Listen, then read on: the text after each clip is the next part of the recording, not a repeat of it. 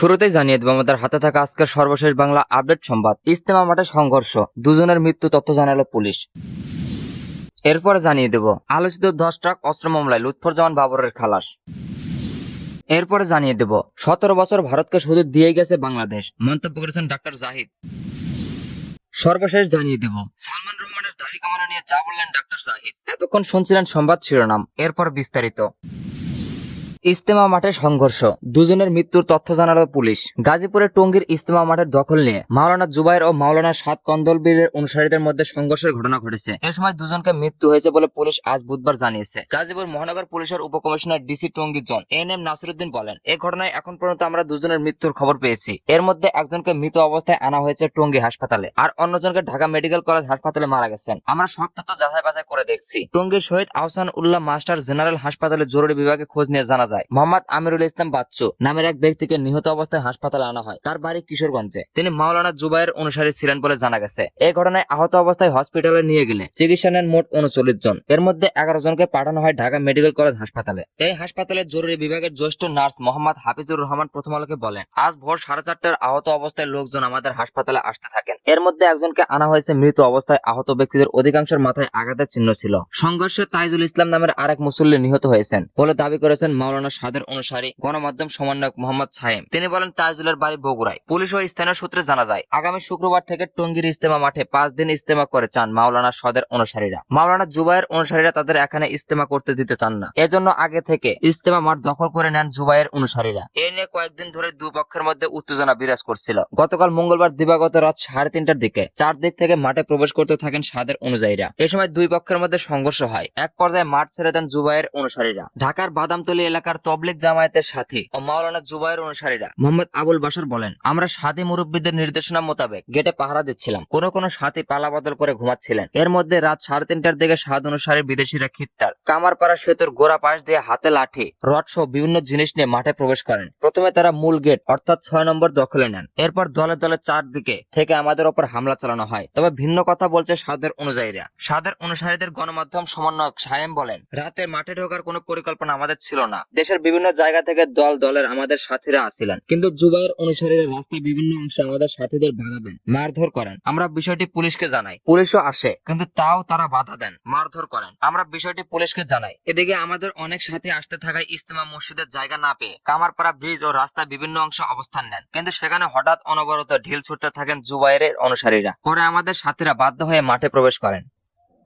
আলোচিত 10 ট্রাক অস্ত্র মামলায় লুৎফরজামান বাবরের খালাস। চট্টগ্রামে বহুল আলোচিত 10 ট্রাক অস্ত্র মামলায় সাবেক স্বরাষ্ট্র প্রতিমন্ত্রী লুৎফরজামান বাবর সহ কয়েক আসামি খালাস দিয়েছেন হাইকোর্ট। এছাড়া উল্লাপাড়া সামরিক কমান্ডার পরেশে বড়ুয়াকে মৃত্যুদণ্ড থেকে যাবজ্জীবন দণ্ড দেওয়া হয়েছে। বুধবার 18 ডিসেম্বর বিচারপতি মোস্তফা জামান ইসলাম ও বিচারপতি নাসিরউদ্দিন আক্তারের সমন্বয়ে গঠিত হাইকোর্ট বেঞ্চ এর রায় ঘোষণা করেন। এর আগে গত 6 নভেম্বর চট্টগ্রামে 10 ট্রাক অস্ত্র চোরাচালানের ঘটনায় করা মামলায় আসামিদের ডেথ প্রিফারেন্স, মৃত্যুদণ্ড অনুমোদন ও আপিলের উপর শুনানি শুরু হয়। সেদিন সাবেক স্বরাষ্ট্র প্রতিমন্ত্রী লুৎফরজামান বাবর সহ কয়েকজন আসামির পক্ষে শুনানিতে ছিলেন জ্যেষ্ঠ আইনজীবী এহসান শাহজাহান। সাবেক স্বরাষ্ট্র প্রতিমন্ত্রী বাবরের পক্ষে শুনানি করেন আইনজীবী শিশির মনির। 2004 সালের 1 এপ্রিল সিএপিএফএল ঘর থেকে আটক করা হয় 10 ট্রাক ভর্তি অস্ত্রের চালান। এ নিয়ে কর্ণফুলী থানায় অস্ত্র আইন ও বিশেষ ক্ষমতা আইন চোরাচালানের অভিযোগ এনে দুটি মামলা হয়। মামলায় 2014 সালের 30 জানুয়ারি চট্টগ্রাম মহানগর দায়রা জজ আদালত এবং বিশেষ ট্রাইব্যুনাল এক রায় দেন। এর মধ্যে অস্ত্র চোরাচালান মামলায় বিচারিক আদালতের রায়ে সাবেক শিল্পমন্ত্রী ও জামায়াত ইসলামের আমির মতিউর রহমান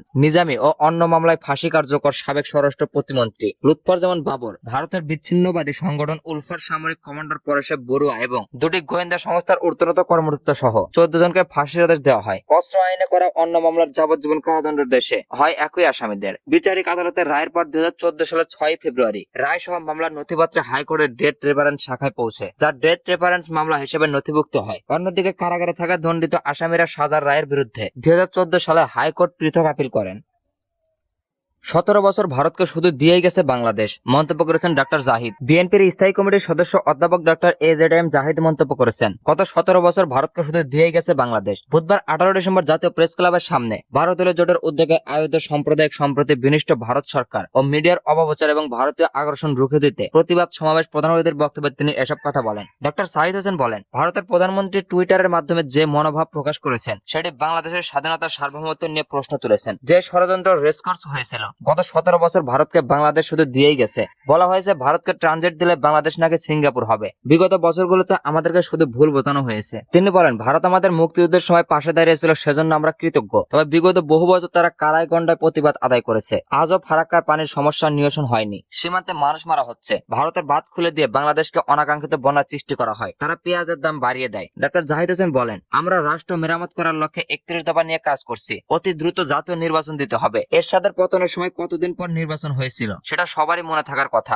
নির্বাচন করতে কতদিন লাগে সেটি দেশের মানুষ জানে। তিনি অন্তর্বর্তী সরকারের উদ্দেশ্যে বলেন, সব সংস্কার তো আপনার করতে পারবেন না। কখন নির্বাচন হবে সেটা স্পষ্ট করুন। প্রধান উপদেষ্টা বলেন এরকম, আমার তার প্রেস সচিব বলেন আরেক রকম। আপনারা কে কথা বলবেন দায়িত্ব নিয়ে বলুন, না হলে মানুষ বিভ্রান্ত হবেন। 12 দলীয় জোটের প্রধান ও জাতীয় পার্টির জাফর চেয়ারম্যান মোস্তফা জামাল হায়দারের সভাপতিত্বে এই প্রতিবাদের সমাবেশে আরো বক্তব্য রাখেন বাংলাদেশ এলডিবির চেয়ারম্যান ও জোটের মুখপাত্র শাহাদাত হোসেন, বাংলাদেশ জাতীয় দলের চেয়ারম্যান ও জোটের সমন্বয়ক সৈয়দ এহসান আল হুদা, জমিয়াতে উলামায়ে ইসলাম বাংলাদেশের মহাসচিব মুফতি গোলাম মহিউদ্দিন ইকরাম, বিকল্প ধারা বাংলাদেশ চেয়ারম্যান অধ্যাপক ডক্টর নুরুল আমিন বেপারী, জাতীয় গণতান্ত্রিক পার্টির জাগপা সহসভাপতি রাশেদ প্রধান, বাংলাদেশ লেবার পার্টির পারভেজ ইসলামী, ঐক্য জোটের মহাসচিব মাওলানা আব্দুল করিম, ইসলামিক পার্টির মহাসচিব আবুল কাশেম, নয়া গণতান্ত্রিক পার্টির সভাপতি এম এম মান্নান প্রগতিশীল, জাতীয়বাদী দলের বিএনপি ফিরোজ মোহাম্মদ। সমাবেশ পরিচালনা করেন বাংলাদেশ এলডিবির অতিরিক্ত মহাসচিব তমিজউদ্দিন মিঠু।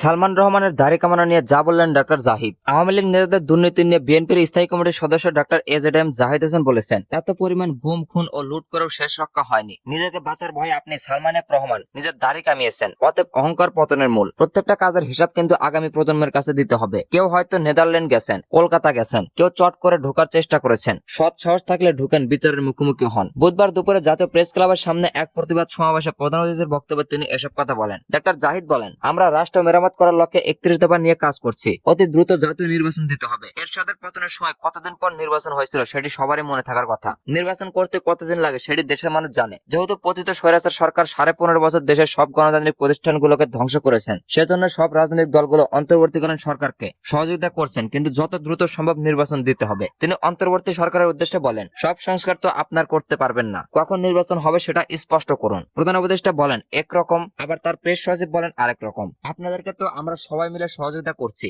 আপনারা কে কথা বলবেন দায়িত্ব নিয়ে বলুন, না হলে মানুষ বিভ্রান্ত হবেন। তিনি আরো বলেন, মানুষের দুর্শীহীন জীবন, এখান থেকে উত্তরণের জন্য গণগণের নির্বাচিত সরকার প্রতিষ্ঠার বিকল্প নেই। পতিত স্বৈরাচার সরকারের প্রেতাত্মারা এখনো ঘাপটি মেরে আছে। তাদেরকে চিহ্নিত করে গ্রেপ্তার করে আইনের আওতায় আনুন, তবেই পরিস্থিতি নিয়ন্ত্রণে আসবে। যারা দেশের ভেতরে ও বাইরে থেকে ষড়যন্ত্র করতে চায়, তাদেরকে দেশবাড়ির স্বাধীনতা সার্বভৌমত্বের প্রশ্নে ঐক্যবদ্ধ হয়ে প্রতিরোধ গড়ে তুলবে ইনশাআল্লাহ।